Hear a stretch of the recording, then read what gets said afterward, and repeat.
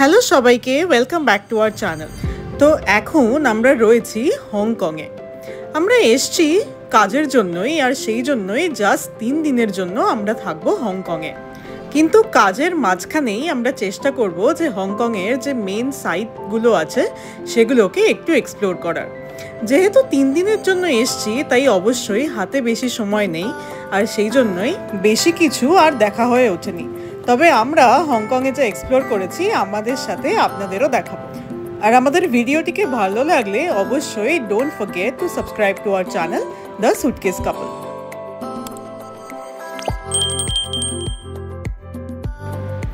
তো আজকে আমরা বেরিয়ে পড়েছি, এখন চলেছি আমরা হারবার ফ্রন্টে। আর সেখান থেকে সেই হারবার ফ্রন্ট ধরে একটু এগোলেই চলে আসবে অ্যাভিনিউ অফ স্টার্স। আপনারা যারা ক্যালিফোর্নিয়ায় গেছেন বা এলএতে গেছেন, লস অ্যাঞ্জেলেসে, সেখানে হয়তো দেখেছেন যে ওয়াক অফ ফেম, যেখানে সব হলিউড সেলিব্রিটিসদের পায়ের ছাপ বা নাম লেখা আছে পুরো সেই ওয়াক অফ ফেমে। তার আদলেই তৈরি এই অ্যাভিনিউ অফ স্টার্স। তো এখন আমরা যেখানে আছি, এই যে চায়না ফেরি টার্মিনাল, এখান থেকে কিন্তু ম্যাকাও যে কান্ট্রিটা আছে সেখানের ফেরি ছাড়ে। অফকোর্স এই ট্রিপে আমাদের হাতে সময় নেই, তাই আমরা যেতে পারলাম না, কিন্তু আপনারা আসলে অবশ্যই একদিন রাখবেন ম্যাকাওকে এক্সপ্লোর করার। আর ইন্ডিয়ানসদের ম্যাকাওতে কিন্তু কোনো ভিসা লাগে না।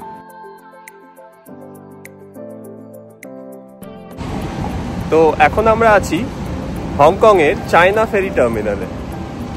খুব সুন্দর জায়গা, ভালো টাইমে এসেছি আমরা। দারুণ হারবার ভিউ পাওয়া যাচ্ছে এখান থেকে। আমরা একটু আগেই নেমে গিয়েছিলাম ভিক্টোরিয়া হারবার ফ্রন্টে। এখানে কিন্তু প্রচুর মলস আছে আশেপাশে, আর একটুখানি এই হারবার ফ্রন্ট দিয়ে এগোলেই কিন্তু অসাধারণ ভিউ পাওয়া যায় পুরো হংকংয়ের সিটি লাইনের। এই যে হংকং টেরিটরিটা, তার মধ্যে প্রায় 264 বা 264টা আইল্যান্ড নিয়ে তৈরি। আমরা যে ভিক্টোরিয়া হারবার ফ্রন্টে রয়েছি সেইটা কৌলুন বলে একটি আইল্যান্ডের ওপর, আর যে সিটি লাইনটাকে দেখা যাচ্ছে সেটা হচ্ছে হংকং আইল্যান্ড। ইউজুয়ালি ট্যুরিস্টরা ইদার কৌলুন বা হংকং আইল্যান্ডে থাকে, আর এই দুটো আইল্যান্ড কিন্তু ফেরি দিয়ে খুব ইজিলি কানেক্টেড। ফেরি ছাড়াও, মানে যে গভর্নমেন্ট ফেরি আছে সেটা ছাড়াও কিন্তু নানান রকম বোট চলে এখানে।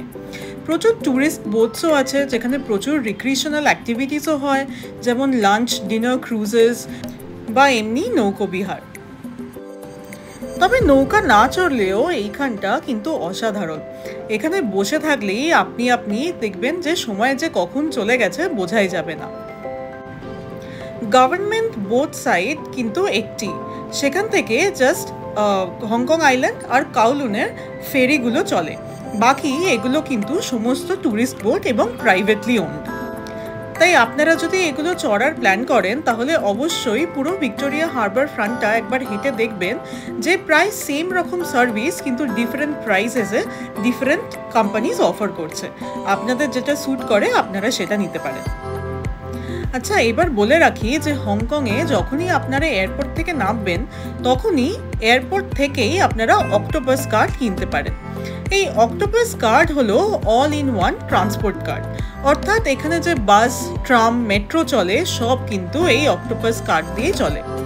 ক্যাশে লোড করতে হয়, তাই অবশ্যই আপনারা কোনো ইন্টারন্যাশনাল ক্রেডিট বা ডেবিট কার্ড আনবেন যেখান থেকে ক্যাশ উইথড্র করা যায়, এবং সেই ক্যাশ দিয়েই কিন্তু এই অক্টোপাস কার্ড থেকে রিলোড করতে হয়। তো এই যে গভর্নমেন্ট ফেরিগুলো আছে এগুলো কিন্তু এই অক্টোপাস কার্ডেই চলে।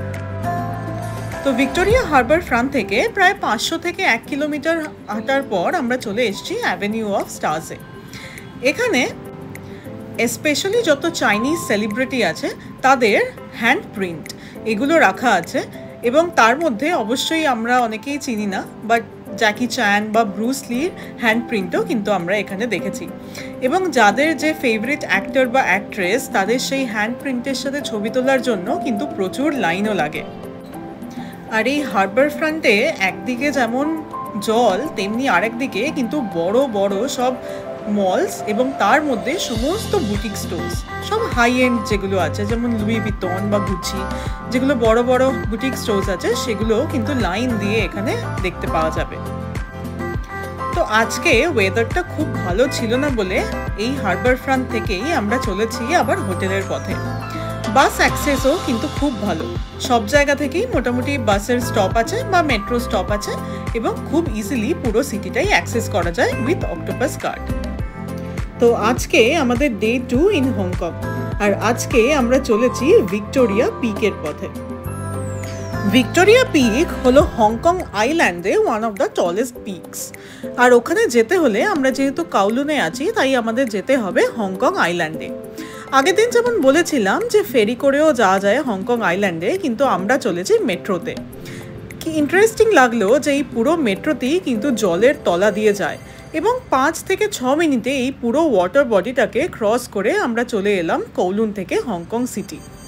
এই যে ট্রামগুলো দেখছেন এগুলো ইন্টারেস্টিংলি কৌলুনে কিন্তু চলে না, চলে শুধু হংকং সিটিতে।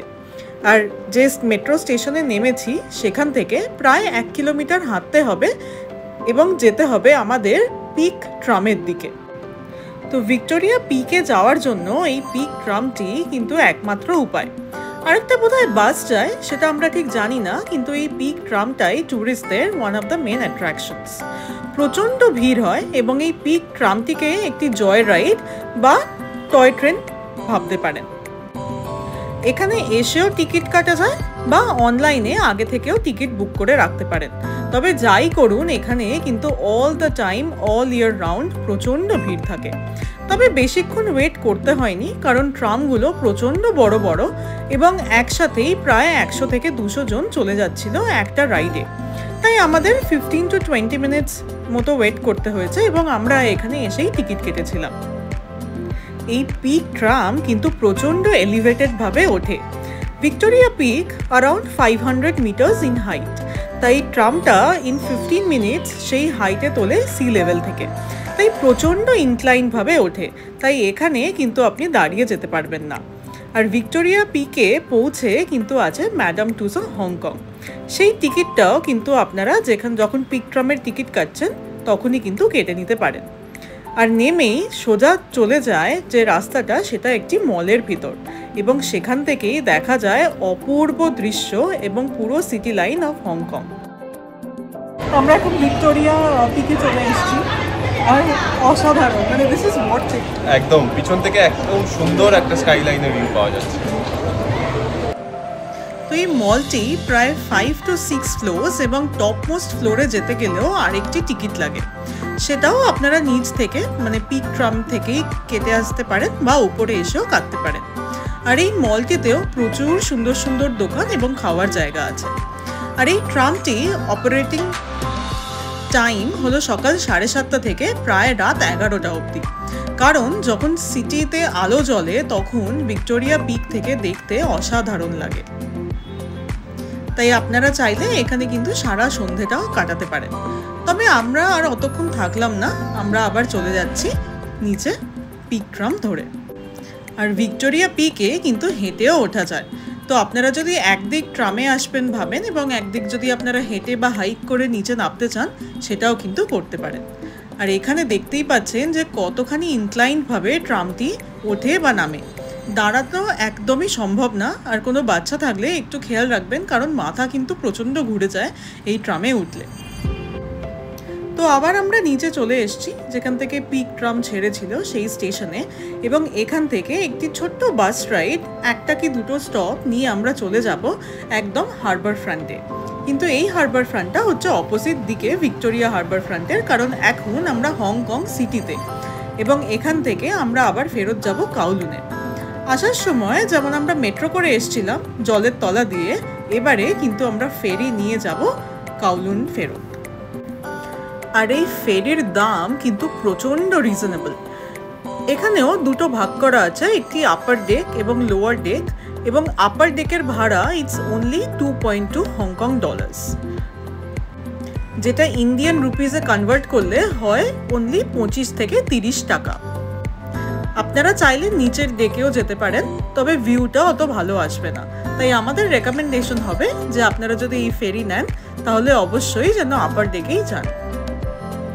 হংকং সিটি থেকে কাউলুন এই ফেরিতে যেতে লেগেছিল 10 থেকে 15 মিনিট, আর আমরা কিন্তু রেকমেন্ড করব যে আপনারা আসলেন কোনোভাবে কিন্তু কোনো বোট রাইডস নিশ্চয়ই নেবেন, হয় গভর্নমেন্ট ফেরি না হলে কোনো প্রাইভেট ওন বোট, কারণ জল থেকে দুটো শহরই এত সুন্দর দেখতে লাগে যে এটা কিন্তু একদম মিস করার না। আর এই ফেরিতেই কিন্তু অক্টোপাস কার্ডেই আপনি উঠতে পারেন, আলাদা করে কোনো টিকিট কাটার দরকার নেই, জাস্ট অক্টোপাস কার্ড গেটে ট্যাপ করলেই আপনারা সোজা বোটে উঠে যেতে পারবেন।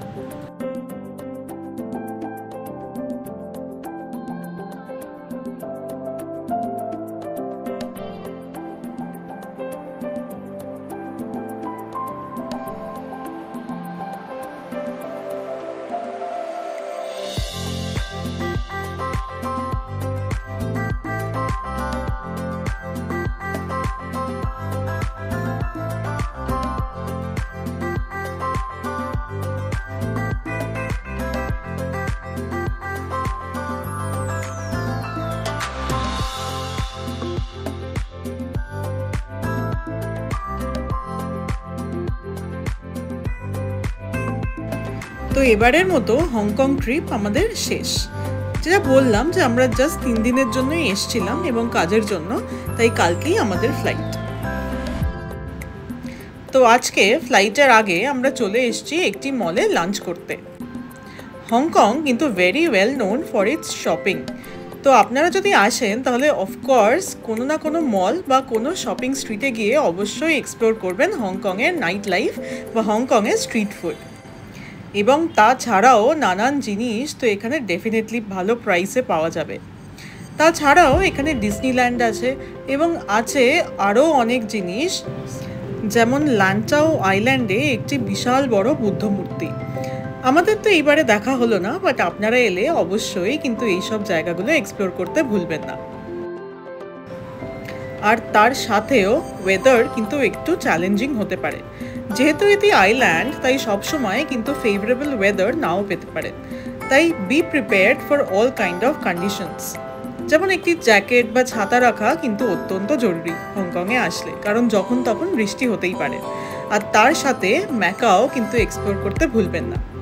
যাই হোক, আমাদের ট্রিপ এখানেই শেষ। এখন আমরা এয়ারপোর্টের পথে এবং কিছুক্ষণ পরেই আমাদের ফ্লাইট বেলজিয়ামের জন্য।